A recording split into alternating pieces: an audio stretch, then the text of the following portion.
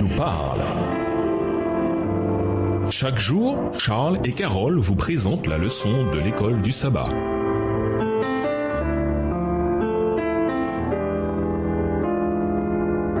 Bienvenue dans votre émission Dieu nous parle. Voilà la leçon de dimanche. Résister au Saint-Esprit. Lisons Acte 7, verset 51. Quel avertissement est donné ici et en quoi s'applique-t-il également à nous aujourd'hui? Acte 7, verset 51.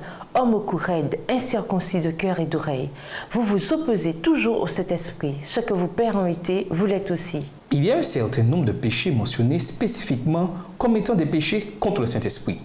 Beaucoup de ces péchés se situent à un niveau individuel, mais il y a aussi une dimension collective, comme on peut le conclure d'après Acte 7, verset 51.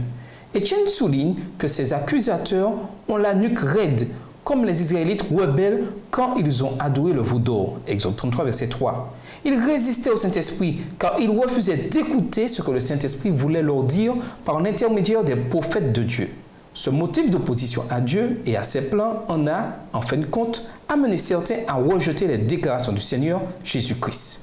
Au lieu de suivre Jésus, ils faisaient de l'adoration extérieure un substitut à l'obéissance à la parole de Dieu incarnée. C'est une idée incroyable que de penser que de faibles êtres humains créés par Dieu et dépendants de lui sont capables de résister à l'action du Saint-Esprit et en fin de compte à la grâce de Dieu.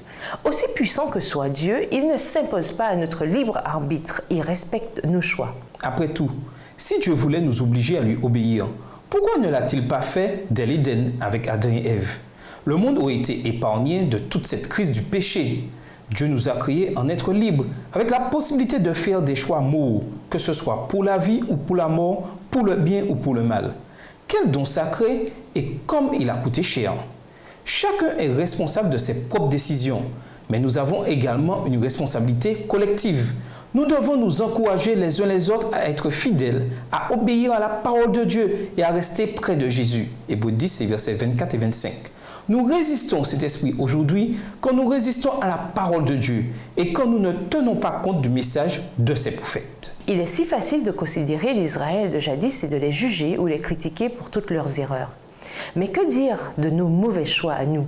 Comment vous sentiriez-vous si on les rendait publics, comme les erreurs d'Israël?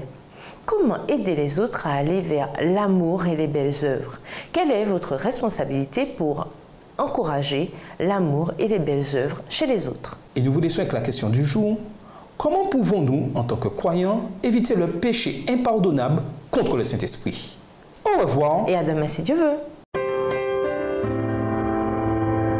Dieu nous parle. Chaque jour, Charles et Carole vous présentent la leçon de l'école du sabbat.